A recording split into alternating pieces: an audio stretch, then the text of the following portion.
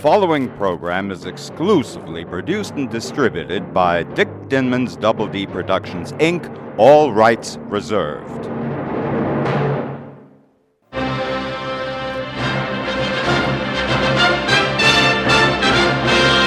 Hi, Golden Age film fanatics, and welcome to DVD Classics Corner on the Air. My name is Dick Dinman, and our goal is to become your exclusive guide to the very best of the Golden Age classics coming out on DVD. We'll have reviews, breaking news of upcoming releases, plenty of surprise guests, and a special feature devoted to the great Golden Age film composers, which we call Cinemusic. So let's turn on the marquee and lights, camera, action.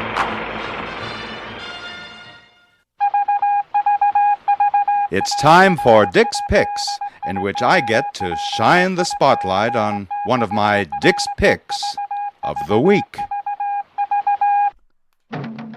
For years now, 3D fans like myself have thrilled at the 3D Film Archive's pristine, perfect releases of three-dimension classics on Blu-ray.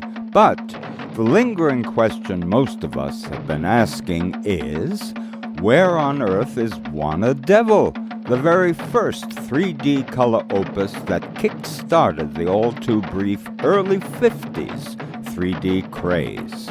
Well, ask no more, because our friends at the 3D Film Archive have just released BWANA Devil on the Kino Lorber'S label. And believe me when I say that this is one astoundingly exciting 3D release that will thrill fans of the 3D process from coast to coast. BWANA Devil in 3D color magnificence is now available from Kino Lorber Home Entertainment, even as we speak. Stay tuned for more Dick's Picks, coming up on DVD Classics Corner on the Air very soon. And joining me in my BWANA Devil 3D show is none other than the award-winning producer, author, and 3D motion picture archivist, Robert Furmanek, as well as 3D expert Mike Ballew, whose special feature in the BWANA Devil disc is replete with archival images, poster art, and on-set stereo slides. And believe me, it's nothing less than terrific.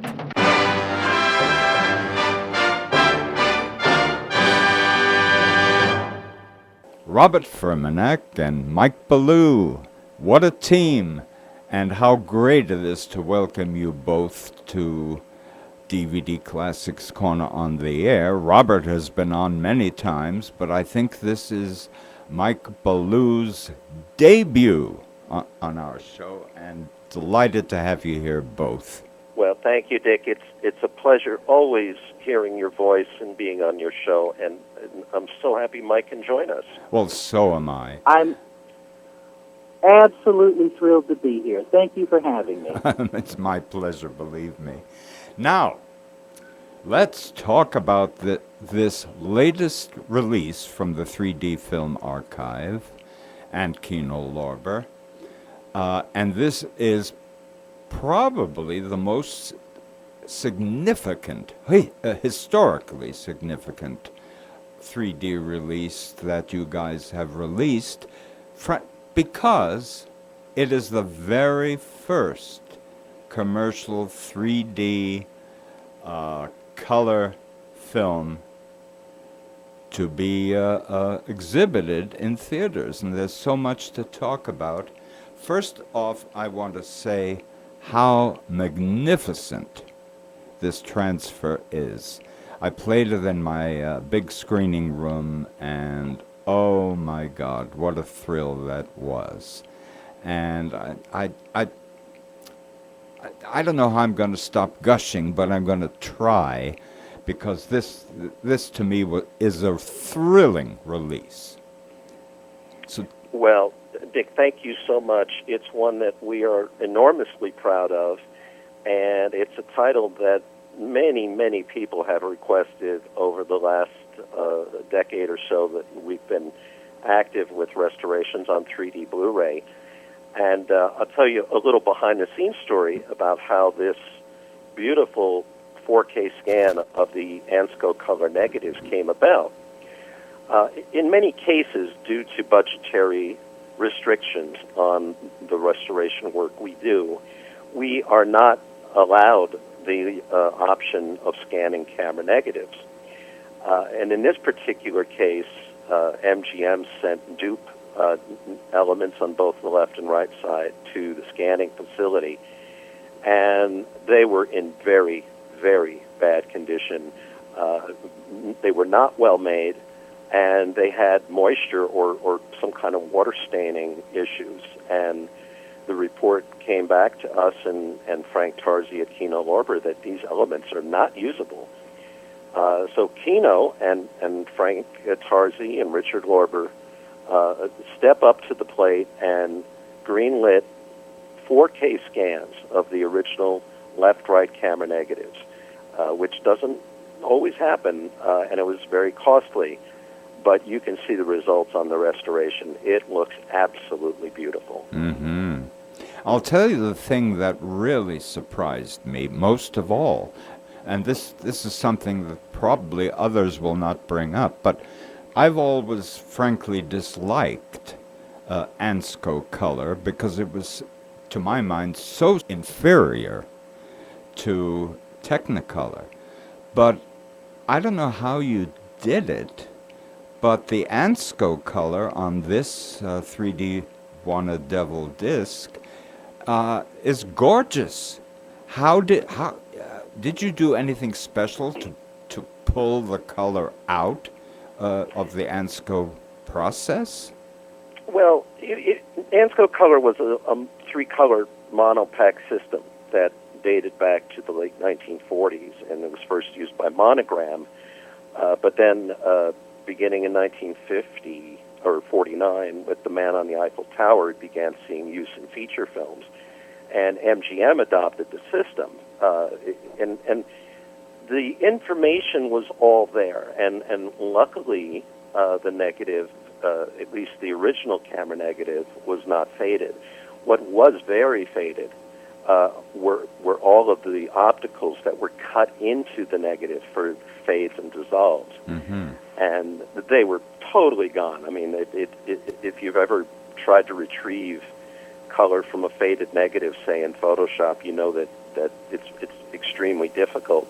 But Greg Kintz, who is our main technical director, and he's pulled many rabbits out of the hat over the last decade, he was able to dig into those 4K scans and pull every bit of color information out of them. And I was stunned. I remember getting some of the test clips that Greg was sending, and I didn't think Ansco color could look that good. I was quite surprised.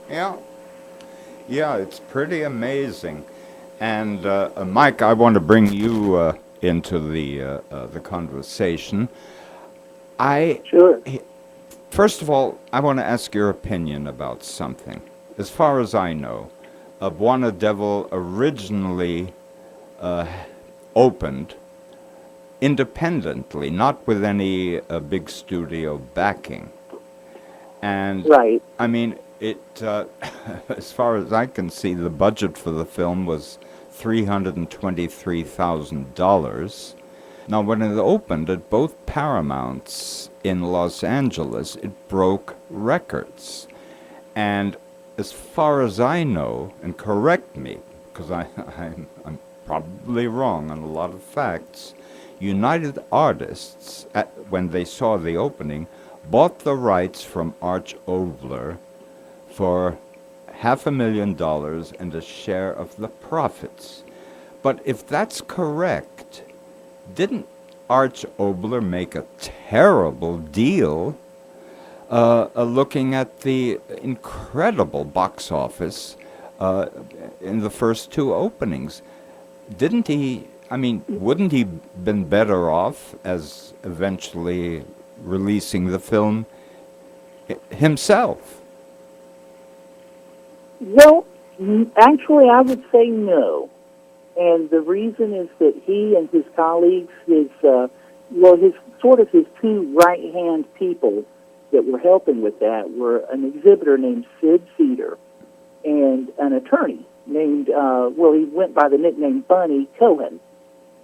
And they had their hands full in late November and all through December and into January 1952-53, making proper bookings, making sure they had adequate prints, making sure the prints looked okay, making sure the advertising was out there. They were really scrambling, and they were desperate to find a distributor that they could count on, an honest distributor. And they found that in United Artists. It was actually very fortuitous, the deal they made. And I do have to say, the $5 million figure that gets cited, I know that appears, I think it even appears in the New York Times, maybe in the early 60s. Mm-hmm. But I think that's mistaken. I think the picture probably made closer to $2.25, maybe $2.5 million total, or at least that's the revenue that went back to. And I'm listening to myself, realizing, you know what, it may have made $5 million total, but the United Artists and Obler and that group, they only saw a portion of the revenue. Obviously, some stayed with theaters. But as far as United Artists, they either lost a small amount of money or barely broke even, and the limited partners behind the picture, they wound up getting just barely every dime that they potentially could have gotten. Mm-hmm. So all things considered, I think Obler and his limited partners struck a terrific deal because they were able to put the movie in the hands of people who knew exactly what they were doing. And they actually got more money than was being offered by anybody else. There were several studios who were making offers to take BWANA Devil, and this was really the best of all the deals. All right, I stand corrected.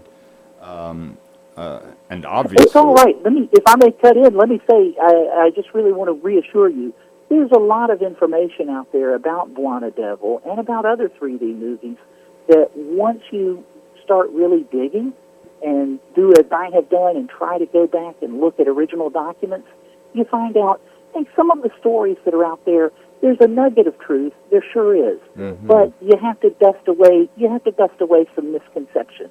I do think that the budget that is cited, $323,000, I do think that's slightly exaggerated.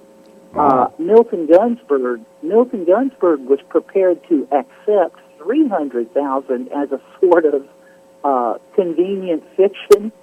But if you look at how much of that budget was deferments for Arch Obler's salary and probably a deferment for the salary of Robert Stack, the money they had to play with on the set may have been as little as $123,000. Wow. Yeah. Well, it was a very touch and go situation making this picture. Well, and you of all you have to take into account the risks that the filmmakers had, because they had to survive the wilds of San Fernando Valley, which is something I never would have the courage to do. So right. Oh, believe me, it's a day-to-day struggle. I'm here even now. Well, what's really interesting is, I mean, some of the critics' quotes are devastating, and it had absolutely no effects on the box office grosses. Bosley Crowther of the New York Times said, quote, "A clumsy try at an African adventure film photographed in very poor color in the California hills." Well, I happen to think, because most of the reviews I've read at the time, the contemporary reviews, remarked on the poor color. And again, I have to go back to wondering, what is it you guys did to pull out Ansco color that really looks like, to me it looked like Technicolor. Did you do anything special to achieve that? No, and I think Mike can talk about some of the problems they were having with the laboratory and the printing with Ansco color. But I can tell you that one of the very rewarding things for us with all of the 3D restorations we've done, and we've done over 30 in the last decade, is bringing back the film as the filmmakers intended it to be seen. And whether that means maximizing the color or certainly working on the stereoscopic alignment, many of the films are getting reappraised. And even BWANA DEVIL, for all the bad reviews it received in 1953, quite a number of the reviews of the new Blu-ray are basically saying, it's not as bad as its reputation. Of course. And that's rewarding, and it really means a lot. And I can tell you from my own personal experience, I at one time had 2 different prints of BWANA DEVIL in the archive. I had an original 1952 left-right Ansco color pair. That looked very good, but the color, as I recall, leaned a little yellow on those prints. I also had a 1953 pair that was struck on standard Eastman color stock, and that had faded by the time I acquired the 2 prints in the 90s. But Mike, they were having trouble at the lab on this color processing very early, weren't they? They were. The information that I have indicates they got a deal on Ansco stock. Pardon me. Ansco had the sense that this was likely to be a high-profile film. And so they gave a little bit of a sweetheart deal that was negotiated by Sid Pink, who was the associate producer, though he's uncredited. And the understanding I have is that the lab that could handle Ansco color in Southern California, or the lab that they were dealing with anyway, was a small lab here in the Valley. And when it came time to make release prints, especially matched release prints, you had to be very careful to balance the left eye image against the right eye image so that you had equal saturation, equal contrast. They need to be as balanced as possible. This lab could not easily handle the task. And so they had to transition to a lab that specialized in and could only really print on Eastman color. And the word I have there's a vintage interview with Lothrop Worth, who was one of the prime movers and shakers behind Natural Vision 3D. And he was quite a camera wizard, generally speaking. And he indicated that his impression was that Ann's color was a high saturation, negative stock, and that Eastman color was a high saturation, positive stock. And when you put the two together, you got things like purple skies and blazing hot color, and it just didn't look terrific. Yeah. And I think that was what a lot of the critics were seeing at that time. Mm-hmm. Well, again, my suspicions have been, since I saw this gorgeous disc, that I'm virtually certain BWANA DEVIL did not look as good in first-run theaters as it does on this Blu-ray. I think you're absolutely right. Yeah. No one in their right mind would complain about the color, certainly. And, it's perfect. The depth is wonderful. And it's so nice because I finally have a lover in my arms.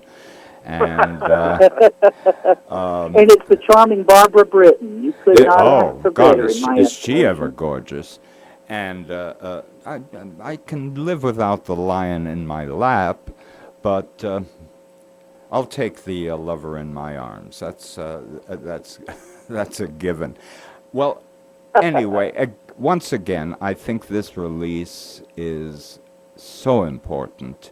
and so magnificently and carefully and tastefully done that I recommend it to anyone listening to my show. It is way beyond my expectations, and I congratulate you guys on it. And we're going to go to a station break, and I want to discuss future plans for the 3D Film Archive, and we'll be right back after this.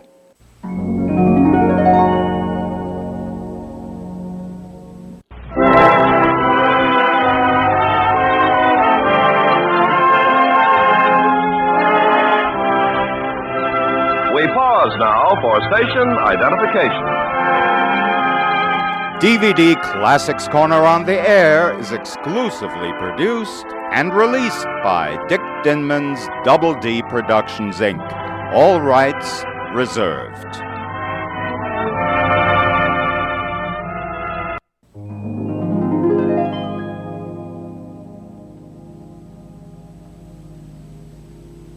And we're back with Robert Furmanek and Mike Ballew.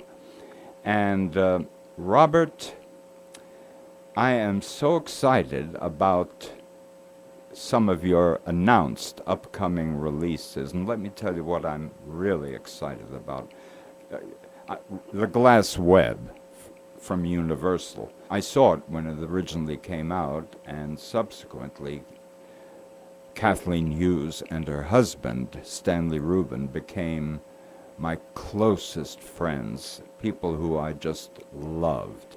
And I'm especially excited about this release of The Glass Web, which you're working on. Is this going to happen soon?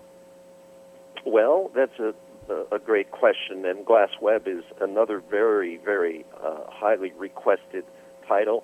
We received the scans several months ago, and we've been doing a lot of juggling because we've got about half a dozen projects on the operating table as we speak, and every other week another one takes priority. So we're, constantly shifting gears and putting attention into one and then another.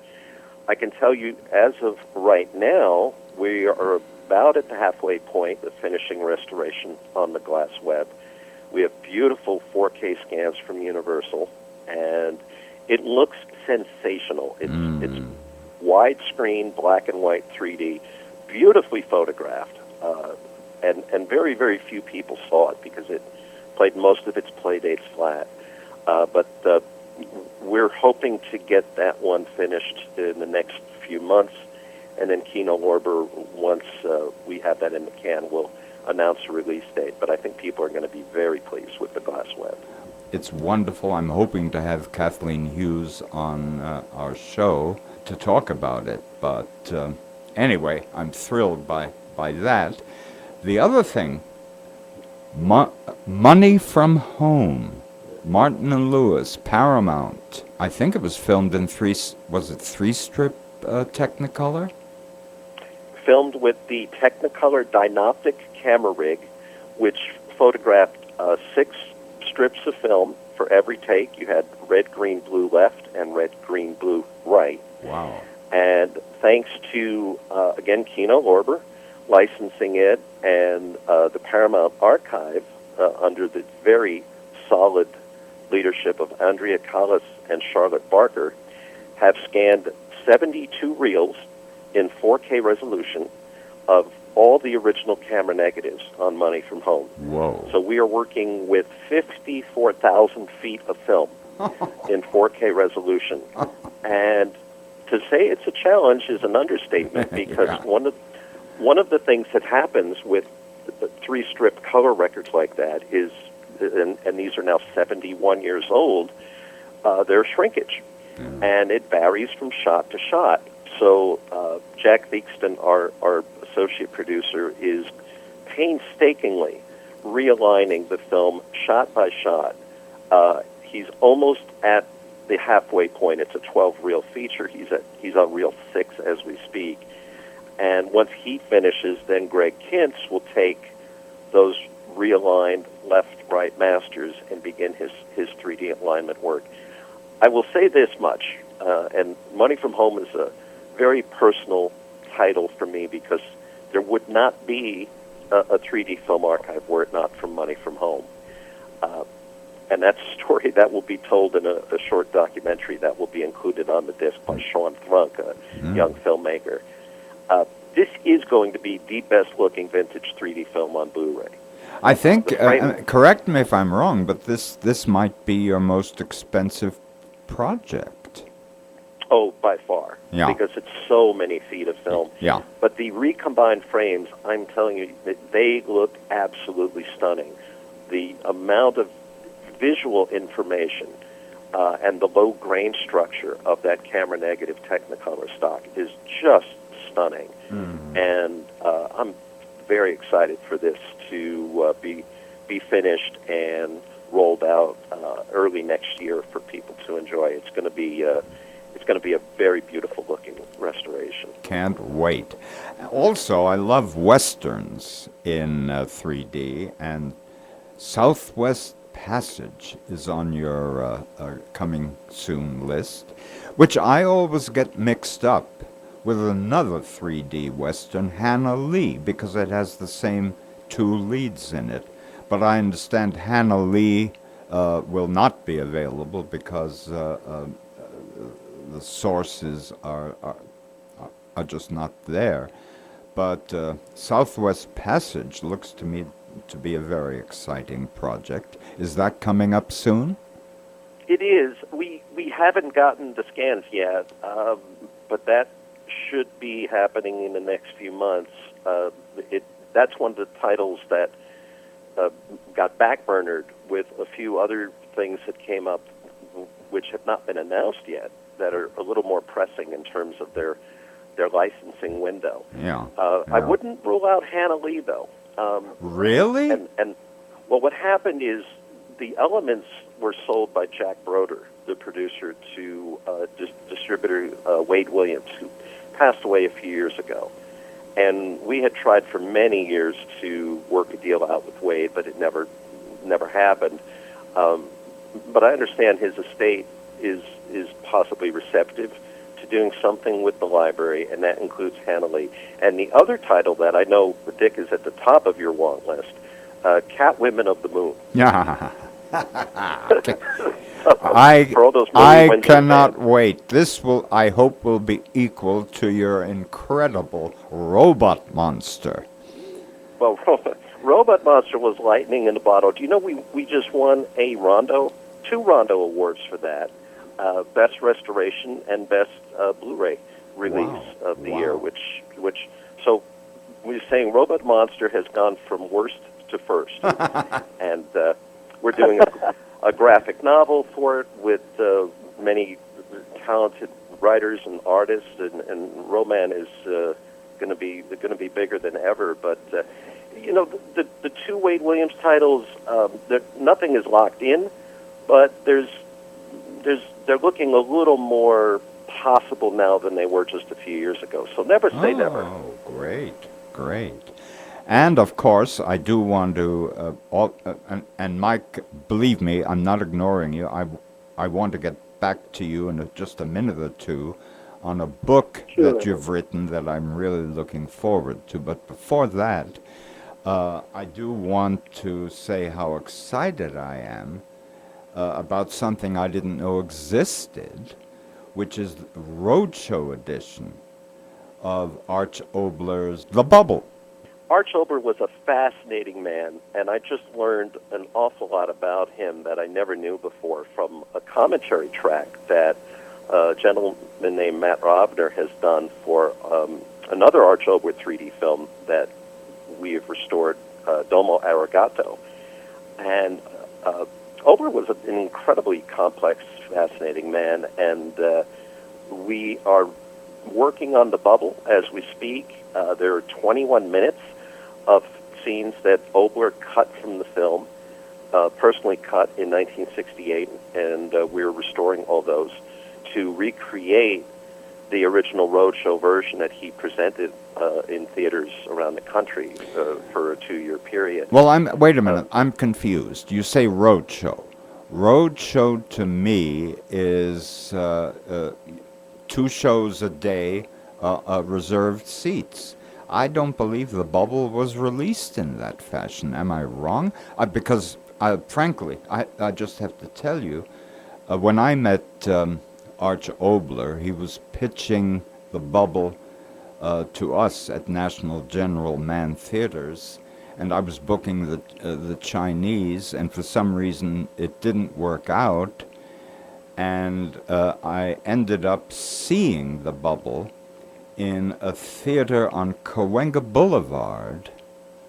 It was not Roadshow. That theater, I think, was originally used in World War II as a special place for servicemen, and that's where I saw it. When did this Roadshow happen? Well, I think Roadshow is a term we're using for it to just sort of differentiate the fact that Obler was basically four-walling theaters around the country to present the film. But it wasn't limited to 1 or 2 shows a day and advance tickets. But, much like he did in the early months of distributing BWANA Devil, it was on a theater-by-theater basis in cities around the country. And that's the version that we are reconstructing for the film. Well, I'm definitely looking forward to that. And now, Mike, something else I'm looking forward to, and I'm a little frustrated because first it was announced in 2023, then it was announced in 2024. Close Enough to Touch, 3D Comes to Hollywood is the book, and I'll cry a lot if I don't receive a copy. I'm not a young man. I'd like to know that I'll still be around when this book materializes. What about it, Mike? Well, tentative plans are to complete it by next year. I think we announced that it was in progress maybe a little prematurely. I have to admit, maybe we were a little premature in announcing that it was in progress. But the manuscript keeps growing as I gather more and more data. Mm-hmm. I think it'll be well worth the wait. We have had, and I have had, in addition, to start with, having Bob Furmanek in your corner, and Jack Theakston and Greg Kentz. That alone is an amazing wealth of information. But right out of the gate, I was so privileged and so humbled that the National Film Board of Canada, they were among the first people I reached out to. They have been very generous with their time and resources. And then from there, it sort of snowballed. The Margaret Herrick Library here in Los Angeles, USC, their Cinematic Arts Library, UCLA. I've received materials and am receiving materials from Harvard pertaining to the Polaroid Corporation, from the Library of Congress, various universities, Brigham Young University, Clark University, Stirling University in Scotland, because there's a connection with Norman McLaren, the Scottish-Canadian animator who did several 3D movies, and the British Film Institute has been very forthcoming in providing some documents that I never dreamed I'd see. And so it's turning out to be a very, very thoroughgoing book. I like to think it tells the story of what happened with 3D movies, and it covers from the silent era up to about the mid-1980s. I kind of see 1985 as a natural stopping point for my book, because that's sort of when the transition occurred or started to occur from theatrical exhibition of 3D to special venue, theme parks and world fairs, things like that. Yeah. So I'm covering a lot of ground, and I realize I'm one of the few people to actually read my own manuscript so far, but I think it differs from other books in that other books sometimes come off like a catalog of dates and events, and I'm trying as best I can to tell the human story. There's some really amazing personalities. We've already touched on Arch Obler. Milton Gunsberg was the entrepreneur who was behind the natural vision camera system that Obler used for BWANA Devil. Just those two gentlemen alone, my goodness, they were amazing people. And and there's other people besides them who were movers and shakers in the world of 3D. And I think I'm telling as much of their story as I can. Well, I'm looking forward to it. And do you think it'll be released in 2025? That's my definite aim. It really is. I'm glad you came back to that. I haven't meant to keep you waiting, but it is.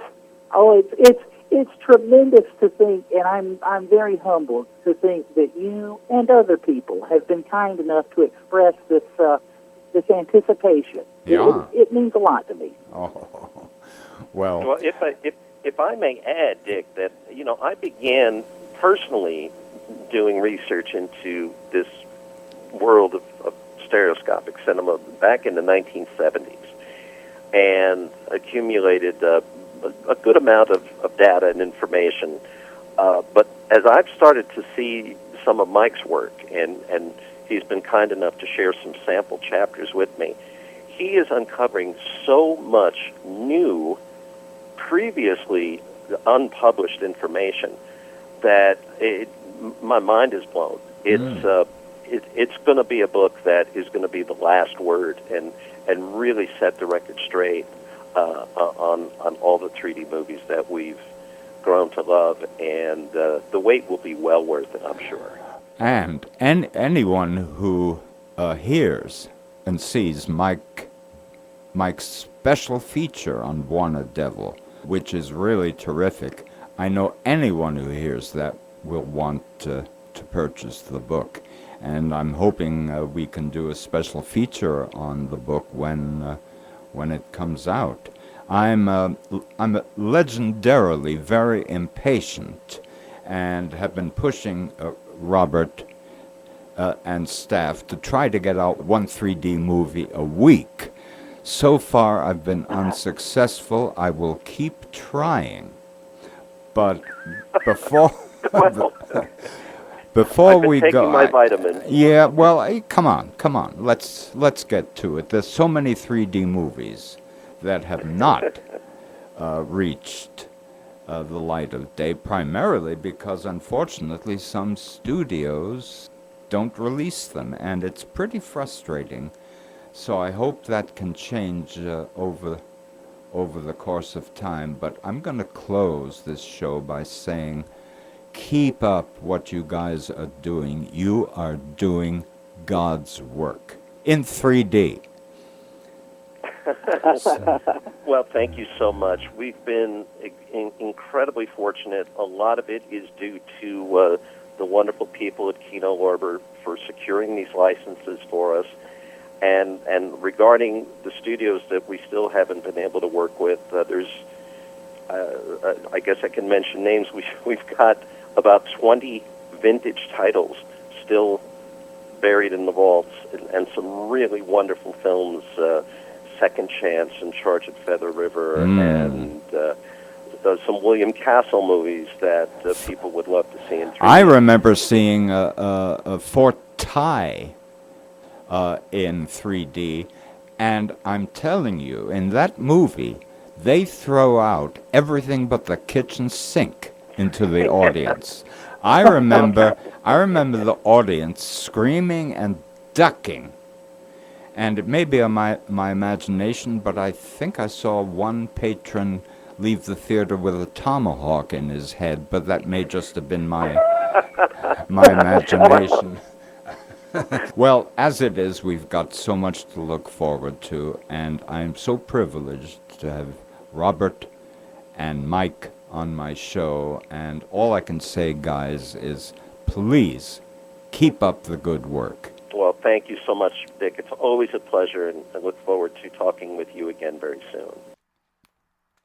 And finally, in one fell swoop, our friends at Kino Lorber Home Entertainment have released on Blu-ray no less than 3 Paramount classics of the early 50s, all of which won Best Actress Oscars for their respective leading ladies. Shirley Booth won for Come Back Little Sheba, and Anna Magnani won for The Rose Tattoo, both of which co-star Burt Lancaster. And although Grace Kelly won for The Country Girl, I feel that her co-star Bing Crosby should also have won Best Actor for his heart-rending and sensitive performance as an alcoholic. Come Back Little Sheba, The Rose Tattoo, and The Country Girl are all available from Kino Lorber Home Entertainment, even as we speak.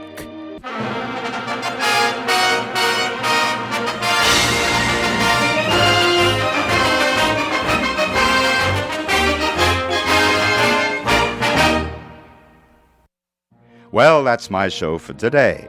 DVD Classics Corner on the Air is conceived, written, produced, and directed by me, Double D. So, until next week, keep well, keep happy, and keep listening.